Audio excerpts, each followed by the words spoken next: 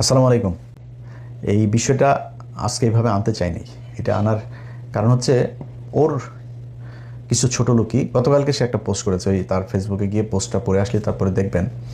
সে হলো নবাব সিরাজউদ্দৌলার উত্তরসূরি, তার বংশেরই লোক। তার বাপের বিশাল জমিদারি আছে। হ্যাঁ, ওর বাপ থাকতে হইলো বাউফলে, সেই কালাইয়াতে, কালাইয়া থেকে তারপরে ওইখানে থাকতে পারেনি, চলে গেছে আপনার একদম চরের মধ্যে। ওই আছে না আপনার খাস জমি, সেই খাস জমিতে সেখানেই বড় হয়েছে, সেখানেই থাকে, সেখানেই তার বাড়ি। এখন সে শ্বশুর বাড়িতে টাকা পয়সা দিয়া টিয়া বিকাশে টাকা টুকা দিয়ে ঘর টর করেছে।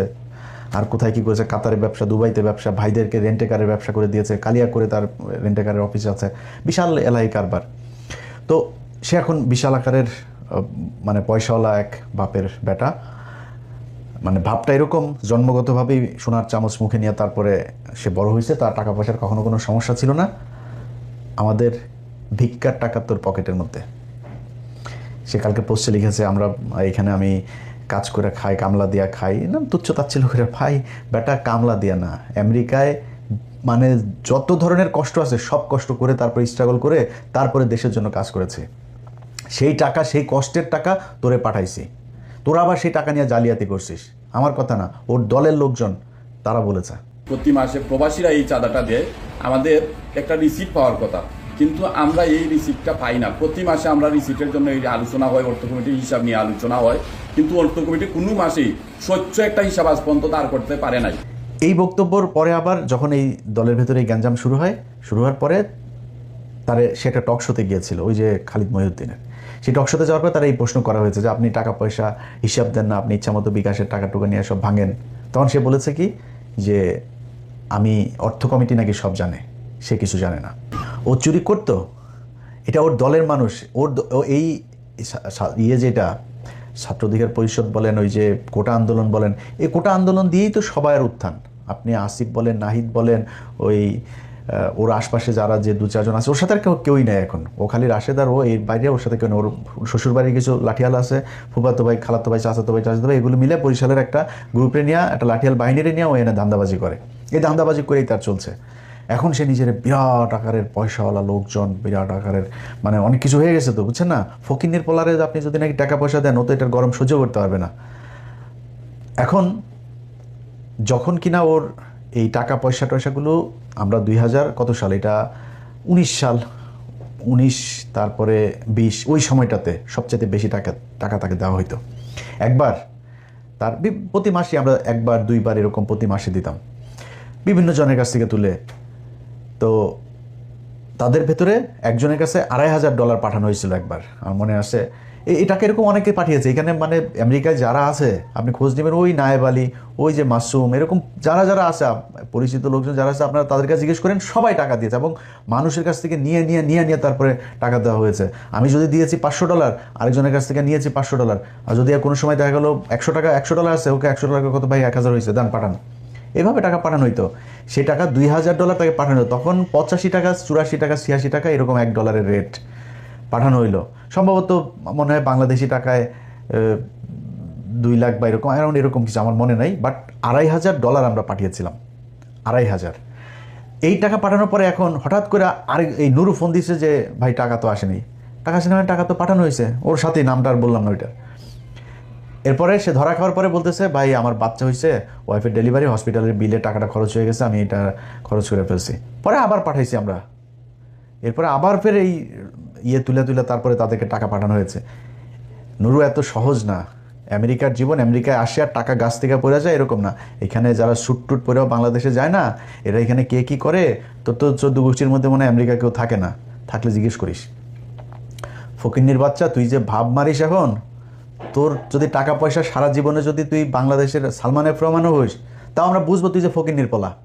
তোর বাপ চরে থাকতো, তোরা এই কালায়া থেকে যায়, তারপরে তোর থাকার ঘর ছিল না, সেখানে কালায়া থেকে থাকতে, এটা আমরা জানি।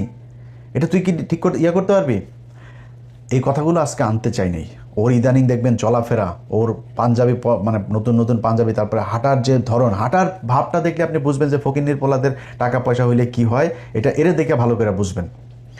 তো তার মূল কাজটা যেটা, সেটা হচ্ছে এখন যেটা হয়েছে, সে মূলত একটা ভাব ধরতে চাচ্ছে, একটা সুশীল একটা ভাব ধরতে চাচ্ছে। মাঝে মাঝে দেখবেন মবের বিরুদ্ধে কথা বলে, মব হচ্ছে এই সেই রকম কথাবার্তা বলতো, দেখতেন না?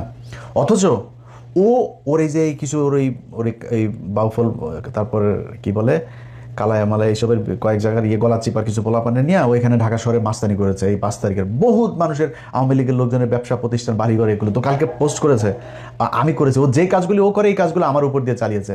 তুই নুরু শোন, তোর একটা কথা বলি, তোর কোনো বাপের যদি কোনোদিন জানতে পারিস যে ইলিয়াস কোনো ব্যবসা প্রতিষ্ঠানে কোনো কারোর কাছে যায় তারপরে চাঁদাবাজি করছে, কারোরে তদবির করে করছে, এটা বদলি করা তো পরের কথা, তদবির করছে কিনা তুই এটা খোঁজ নিস, যায় কারোর কোনদিন করছে কিনা। যদি একটা দেখাইতে পারিস, নিজের জুতা দিয়ে নিজের গালে লাগাবো। তুই তোর মতো মনে করিস তুই সবাই রে, সে এগুলো কালকে পোস্টে লিখেছে। প্রথম 5 তারিখের পর আন্তর্জাতিক অপরাধ ট্রাইব্যুনালের চিফ প্রসিকিউটর তাজুল ভাইরে এখন তো আপনারা সবাই পাবেন খুব সহজে। তাজুল ভাইরে জিজ্ঞেস করেন, তাজুল ভাই ফোন করলো, ইলিয়াস এই বেয়াদব কয়েকটা উচ্ছৃঙ্খল পোলাপা নিয়ে এসে তারপরে এরকম বলতে, সে আমারে বলতেছে 1 মিনিটও চেয়ারে বসতে দিবে না, কারণ কি তার লোক ওইখানে নিয়োগ দিতে হবে প্রসিকিউটর হিসাবে তাজুল ভাইয়ের অফিসে। তাজুল বলছে না, এটা তো আপনার কথা মতো হবে না, সরকারের এটা নিবে, পদক্ষেপ নেবে, সেটা সরকারের ব্যাপার, এটা আপনার ব্যাপার না। তাজুল ভাই স্টেট কার্ড কথা বলে আইছে। তো তাজুল ভাই এই অপমান সহ্য জানি, আমার ফোন দিয়েছে তাজুল ভাই, বলছে ইলিয়াস এই ব্যাপার কী। তা আমি জাস্ট খালি পোস্ট দিলাম, বলছি নুরু তোরে 2 মিনিট সময় দিলাম, 2 মিনিটের মধ্যে ওইখান থেকে বের হয়ে আসবে, মাস্তানি সব জায়গায় করবি না। তাজুল ভাই আমি ভীষণ পছন্দ করি। সাথে সাথে রাশেদ ফোন দিচ্ছে, বলতে ভাই আপনি এই পোস্টটা ভাই ডিলিট করেন, আমরা ভাই এখান থেকে চলে যাচ্ছি। সরে আসছে। আচ্ছা, স্বাস্থ্য মন্ত্রণালয়ের একজন স্বাস্থ্যমন্ত্রী একজন ব্যক্তিগত সহকারী ছিল। সেই ছেলেটা একজন জুলাই যোদ্ধা, তার হাত দিয়ে বহু জুলাই এই যুদ্ধে আহত বহু মানুষকে সে এই সুস্থ করেছে। এইটার কারণেই তাকে এই মন্ত্রীর পিএস বানানো হয়েছিল। সে বহু পোলাপানকে সে রাশিয়া থেকে আপনার এমবিবিএস করেছে, যে কারণে রাশিয়ায় তার অনেক এই মেডিকেলে আপনার অনেক প্রফেসর এরা ছিল, ভালো ভালো হসপিটাল ছিল, সেগুলি সে চিনত। সে বিভিন্ন রোগীকে নিয়ে গিয়েছে। এমন একজন মানুষকে সে তার একটা তদবির করেছে, তাদের কাছ থেকে আপনার কিছু জিনিস কিনতে হবে, এটা নুরু দিবে, সাপ্লাই দিবে। সে বলছে না ভাই আমি এটা পারবো না। কেন পারবে না? তার বিরুদ্ধে যায় আপনার দুদকের সামনে যায়, তার পোলাপান কয়টা আছে, 50-60 জনকে পোলাপান আছে, এগুলো টাকা পয়সা দিয়ে পালা, আগে বিকাশে টাকা খাইতো, এখন দান্দাবাজির টাকায় খায়। তো এখন হয়তো সংখ্যা আরও বাড়বে। দুদকের সামনে যায় এক দফা এক দাবি নিয়ে বসছে, ওই ওনারা পিএসসি করতে হবে। দুদকের যায় সেখানে ফাইল করছে, সেখানে মব সৃষ্টি করে সেই ছেলের বিরুদ্ধে তারপরে করা হয়েছে। সেই পিএস আমার ফোন দিল, ভাই এই ব্যাপার। আমি সাথে সাথে এটা খোঁজ নিলাম, নিয়ে দেখলাম যে ছেলে খুব ভালো। সে বাইরে তখন দুদকে সে যখন করেছে আপনার কমপ্লেন করেছে, সে তখন রাশিয়াতে। এই নুরু বলেছে দুদককে যে সে রাশিয়া পালিয়ে চলে গিয়েছে। সেও তার আত্মীয়, সেও ওইখানকার আওয়ামী লীগের পদে ছিল। সেই লোক তাকে হইল গিয়া এই গলা চিপার আপনার বানাইছে, বাউফলের আপনার শেখ মুজিব বানাইছে। শুনেন তার বক্তব্য। তার শেখ হাসিনার সাথে যেদিন সে কিনা ওই যে ভিপি নির্বাচিত হয়, আমরা মনে করি যে আসলে যেটা বঙ্গবন্ধুর মধ্যে অনেকে বলে যেটা ছিল, তার পুরোটা মনে হয় যে আমাদের নেতৃত্ব পেয়েছেন।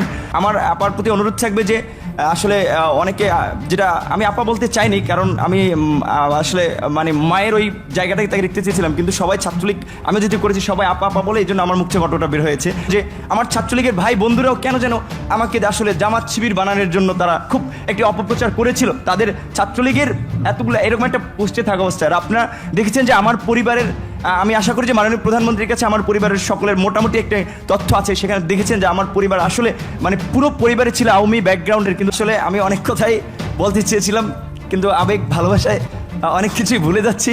জয় বাংলা, জয় বঙ্গবন্ধু। তাকে এই কোটা আন্দোলনের পোলাপান, এটা তো সে একা করে নাই, এই আন্দোলন যারা করছে তাদের ভেতরে অন্য যারা ছিল, ওই দিন যখন সে শেখ হাসিনার ওই প্রোগ্রামে যায় সবাইকে নিয়ে গেছে এক গাড়িতে, আর তাকে নিয়ে গেছে আবার আরেক গাড়িতে, এটা প্রমাণও আছে। ছাত্রলীগ নেতারা ঢাকা বিশ্ববিদ্যালয়ের বাসে করে গণভবনে গেলেও ভিপি নুরুল হক ও সমাজসেবা সম্পাদক আক্তার হোসেন যান আলাদা গাড়িতে। এই আলাদা গাড়িতে নেওয়ার কারণ হচ্ছে তারে শেখ হাসিনা ওই দিনই তাকে পারচেজ করে, সে ওই দিন তার কাছে বিক্রি হয়ে যায়, এবং যেই কারণে যারা তার সাথে এতদিন আন্দোলন করছিল তারা আবার ঢাকা বিশ্ববিদ্যালয়ে পরের দিন সংবাদ সম্মেলন করে এটার অভিযোগ করে। কিন্তু আমরা মনে করি তিনি যে বক্তব্য পূর্বে দিয়েছেন এবং গতকাল যে বক্তব্য দিয়েছেন, এটি এক ধরনের মানে টোটাল আন্দোলন স্পিরিটের জন্য ক্ষতিকর বলে আমরা মনে করি। যে আন্দোলনটা যে গতিতে যাচ্ছিল এবং তার মুখের দিকে সারা দেশে ঢাকা বিশ্ববিদ্যালয়ের ছাত্র সমাজ তাকিয়েছিল, এটি ঢাকা বিশ্ববিদ্যালয়ের ছাত্র সমাজকে যথেষ্টভাবে হতাশ করেছে বলে আমরা মনে করি। তার সাথে গতকাল তিনি গণভবনে বক্তব্য দেওয়ার পরে তার সাথে আমরা এখনো মিটিংয়ে বসতে পারিনি। আচ্ছা, এটা আবার দেখেন, সে একটা ব্যাখ্যা দিচ্ছে যে তাকে নাকি ওই দিন নিয়ে যাওয়া হয়েছিল, মানে 5 তারিখের পরে সে ব্যাখ্যা দিচ্ছে তাকে নাকি ওই দিন নিয়ে যাওয়া হয়েছিল তার বাবাকে চাপ দিয়ে তারপরে নিয়ে যাওয়া হয়েছে, অথচ ওর বাপের সাথে ওর ভালো সম্পর্ক না। ওর বাপ এই 5 তারিখের পরে ওর পিছনে আসে, ওর বাপের সাথে কিন্তু ওর ভালো সম্পর্ক না, ওর বাপ ওরে দেখেও না তেমন ঠিক মতো। ওর ওই যে নানি বাড়িটারই আরও কিছু আত্মীয় স্বজন আছে, তারা ওরে দেখে। ওর বাপ আরেক জায়গায় বিয়ে করে, ওর বাপ তার মতো থাকে, ওর বাপের সাথে ওর সম্পর্ক ভালো না। তো তার বাপের নাকি চাপ দিয়ে তাকে নাকি ইয়ে করছে।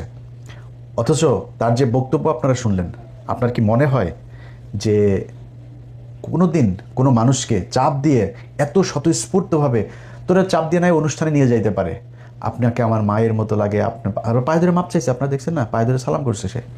সে যে কথাটা বলেছে এই কথাটা সত্যি না।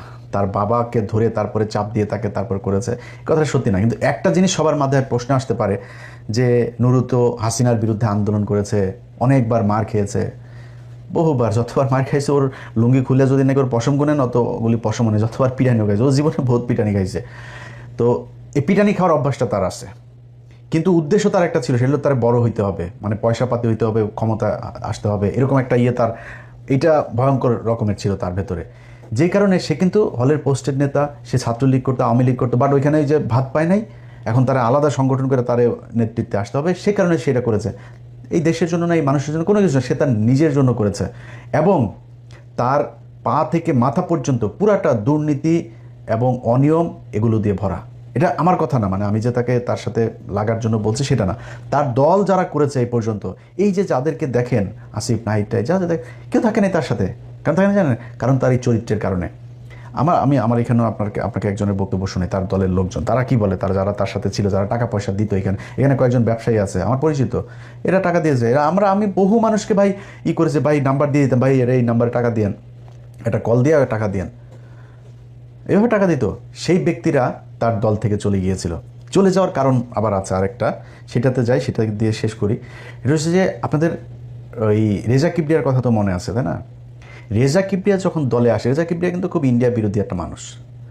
তো সে বারবার প্রকাশ্যে বলতো যে তার বাপকে খুন করেছে, আওয়ামী লীগ মেরেছে, বিএনপির কেউ তার বাপকে মারে নাই, এই কথাগুলো কিন্তু সে বলতো। এই কারণে তাকে দেখতে পারতো না। তখন এই নূরের সাথে হাসিনার সম্পর্ক খুব ভালো, এবং হাসিনা তখন নুরুকে পুরো একদম কিনে ফেলেছে। ওই সময়টাতে যখন রেজা কিবরিয়া এসে দলে ঢুকার পরে ইন্ডিয়া রেজা কিবরিয়াকে থাকতে দিবে না। একজন ব্যক্তিকে ঢুকাইলো, তার নাম হলো বিপ্লব কুমার পোদ্দার। সে বিপ্লব কুমার পোদ্দার হঠাৎ করে এসে দলের ভেতরে একদম প্রথম সারিতে চলে আসলো, তার পাশে বসে থাকে। এই লোকটা যখন আসলো, আসার পরে রেজা কিবরিয়াকে বাদ দিয়ে দিবে। যখন রেজা কিবরিয়াকে বাদ দিয়ে দিবে বলছে, তখন আবার আমরা একটু রিয়েক্ট করলাম যে আপনারা এটা বাদ দিচ্ছেন কেন? এটা বাদ দেওয়ার পরে ওর দলের ভেতরে কিছু মানুষজন ওর থেকে বের হয়ে গেলে, এখানকার আমার পরিচিত কিছু ব্যবসায়ীরাও বের হয়ে যাবে, এবং এরা তখন বললো যে আমরা ওরা টাকা পয়সা দিব না, আমরা আগের টাকা পয়সার হিসাব চাই। এই টাকা পয়সার হিসাব যখন চাইছে, সে টাকা পয়সার হিসাব দিবে না, টাকা পয়সার হিসাব তার কাছে নাইও, সে দিতে পারবেও না। তো তারা করলো কি, তারা দল থেকে বের হয়ে গেল, এবং তারা সরাসরি অভিযোগ করেছে। এই অভিযোগগুলো এই যে বিভিন্ন দেশের গোয়েন্দা সংস্থা এবং যারা আমাদের শত্রু হিসাবে আমরা যাদেরকে ট্রিট করি, সেই সব দেশের গোয়েন্দা সংস্থার সাথে যায় যেই নেতা তারপরে গোপন বৈঠক করে, সেই বৈঠকে কি কথা হয়েছে, কি আমাদের দেশের মানুষকে আজও পর্যন্ত সেটা জানতে দেওয়া হয় নাই। এবং হাসিনাও কিন্তু তাকে কিছু বলে নাই, কারণ হাসিনার সেই তাকে সেই মিটিংগুলো করাইছে, যে কারণে তাদের কোনো সমস্যা নেই। সে কিন্তু এখান থেকে আসার পরে বিমানবন্দর থেকে তাকে অফিসে নিয়ে যাওয়া হয়েছে, তারপরে সেখান থেকে নিয়ে যাওয়া হয়েছে ভারতীয় হাইকমিশনে, তার লোকজন বলছে এগুলি। এই হচ্ছে নুরুর আসল চরিত্র। এবার বাকিটা আপনাদের। নুরু এখন মন্ত্রী হয়ে গেছে, মন্ত্রী এসে নিজের মনে করছে সে কুয়ার ব্যাংক, সে এটা মনে করারই বিষয়, বাট দিন এইটাই শেষ না। নুরু, তোমার কপালে ওই আগে যেরকম খাইতে না, ওই জিনিস তোমার কপালে আরও বহুত আছে। ওই যে গলা চিপার লোকজনই তোমারে খাইয়ে দেবে। বিএনপির লোকজনের সাথে তোমার এখন হালকা পাতলা বাদে না, হালকা পাতলা না, ভারী খাওয়া তুমি সামনে। আল্লাহ যদি বাঁচায় রাখে, এগুলো দেখব। তো শেষ করার আগে খালি তোমার একটা জিনিস বলে রাখি, যে তুমি আমার নিয়ে যখন কথা বলবা না, তো তুমি হিসাব করবা, হ্যাঁ, যে তুমি কারে নিয়ে কথা বলতেছো। ধরো কথা তুমি আমার টাকা পয়সা নিয়ে কথা বলবা, আমার বাপের কি আছে ওইটাকে একটু খোঁজ নিবা। হ্যাঁ, আমার কি আছে, আমার কয়টা টাকা আছে সেটাও আবার খোঁজ নিবা। মানে আমি তো এখানে কাজ করি, তাই না? আমার কাজ করার মধ্যে আমার তো আর হাজার হাজার কোটি টাকা নেই, কিন্তু যেটুকু আছে সেটা আমার কাজ করে তারপরে যতটুকু আমি উপার্জন করছি ওইটা কতটুকু আছে, তুমি কি কাজ করো ওইটা একটু হিসাব করবা।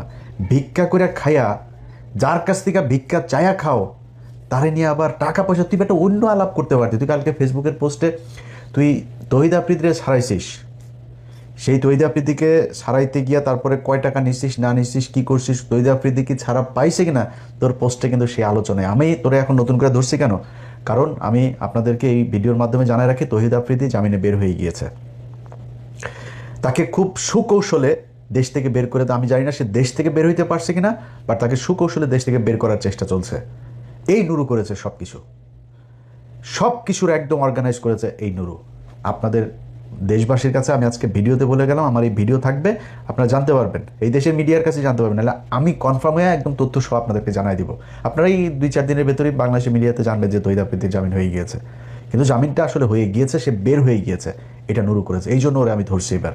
সো তুই টাকা পয়সা নিয়ে তারপরে ধান্দাবাজি করিস, আর আমি এই যারা ধান্দাবাজ তাদেরকে ধরানোর জন্য নিজের জীবন বাজি রেখে নিজের বিপদে ফেলে শত্রুতা তৈরি করে তারপরে তাদের শাস্তি চাই। এটা তোর মধ্যে আর আমার মধ্যে পার্থক্য। আর তুই আমার নিয়ে যখন কথা বলবি না, তোর পেটটার মধ্যে একটু হাত দিবি, দিয়ে দেখবি যে আমার কষ্টের টাকা তোর পেটের মধ্যে আছে, তোর টাকা আমার পেটের মধ্যে নেই, জীবনে আসবেও না, ইনশাল্লাহ আসবেও না। কারণ তোর না খায় মারা গেলেও তোর কাছে ভিক্ষা করবো না, তুই যেন ভিক্ষা করতে পারিস ওটা আমার দিয়ে হবে না।